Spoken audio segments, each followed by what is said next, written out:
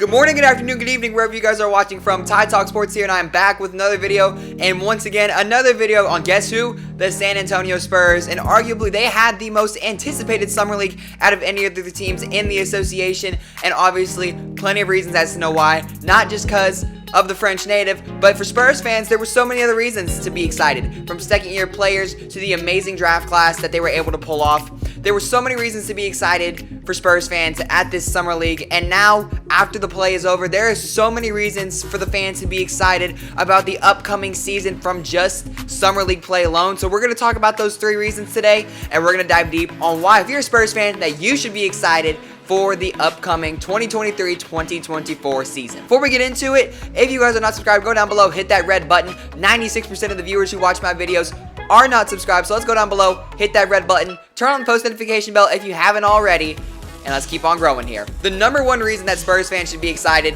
it may sound cliche, but it's true, the French phenom, Victor Wembanyama. We already knew he was talented going into Summer League, but he just showed it off even more. Even in the inefficient struggles on the offensive end in Game 1, he showed that he was able to be an all-defensive caliber player with 5 blocks and showing off his perimeter lateral quickness, which really for a guy who is 7'5" with shoes on, that is insanely hard to do. So right out from the get-go, Wembanyama showed off how he was going to be an impact on the defensive end of the floor.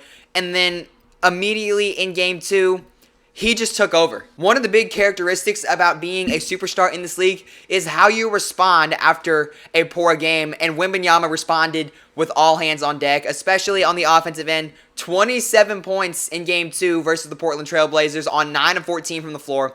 A much more efficient game compared to Wembanyama's 9 points off 2 of 13 from the floor and 1 of 6 from downtown versus the Charlotte Hornets. And he had 2 3-pointers, hit 2 of 4 from downtown, and was able to be just all around one of the most dominant two-way players of that game. He had 3 blocks, he had a steal, and he was one of the most vocal players on the court during that game. Obviously, a lot of young players aren't really comfortable with being as vocal as they are on the court. Wembanyama has done that for quite some time now, and he has shown how he's going to be a vocal leader on and off the court. And seeing just those characteristics on how he was able to step up after a poor game, how to have an attempt at a comeback win, he just showed so much poise. He showed control, he showed leadership, and that's really what you want from your star player. So short and simple, Victor Wembanyama, not really much else to it. Reason number 2, we got the former Ohio State Buckeye, Malachi Branham, and his offensive upside. I mean, some experts were calling Malachi Branham the steal of the draft last year, and at moments he had flashes during the season where he was showing his offensive upside on how he could be a great 3-level scorer. And this summer league, he's done nothing short of that, except for the one game against Portland. His ability to score at every angle from the floor has just been consistent. It's been great, reliable. He's shown that he can create his own shots with the ball in his hand. I mean, Malachi Branham has so much scoring upside.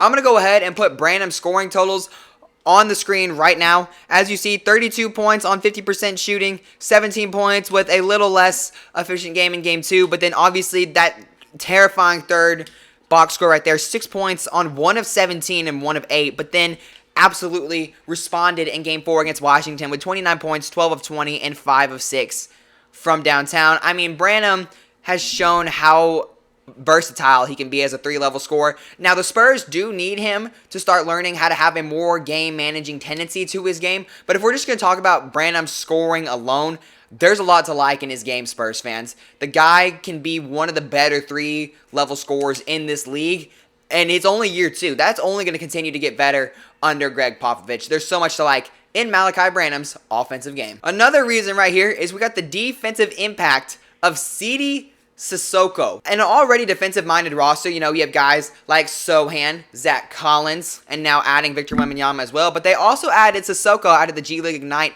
who is also a French native like Wembanyama, and he has already proven that he's going to be one of the most crucial players in the rotation as a defender. I think his defense alone is going to be what gets him a roster spot. He stands 6'7" with a 6'9" wingspan, so he's already built to match up the 1 through 3 positions. That's something that is extremely versatile as a rookie, and he's shown how effective he can be in rotations. He's shown that he's been able to be efficient when coming off the screen, whether it's below or above, and he has, like I said, great rotation tendencies, and his skills were immediately put to the test in the first game when he took on Brandon Miller.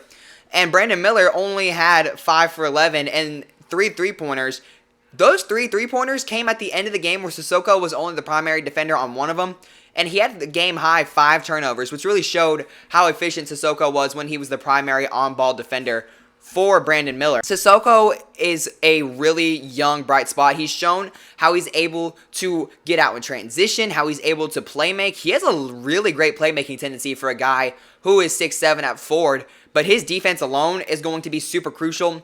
And in the Spurs' second unit, where they need a higher defensive presence, I think he's going to be one of those young guys who comes off the bench and provides that spark. I mean, he is a super talented defender and is going to fit perfectly within the Spurs' second unit. There is so much more that we can talk about for Spurs fans. From Julian Champagne's standout performances in Summer League to then seeing how his contract is only a $12 million contract for a long-term deal of 4 years. It is a really great deal for not just the organization, but if he continues to play the way he did in Summer League and the way he did at the end of the regular season last year, that could be one of the best contracts in the association if he's averaging 15 points on 40% from the arc. And Dominic Barlow, the second-year center out of Overtime Elite, has been playing amazingly as a two-way player.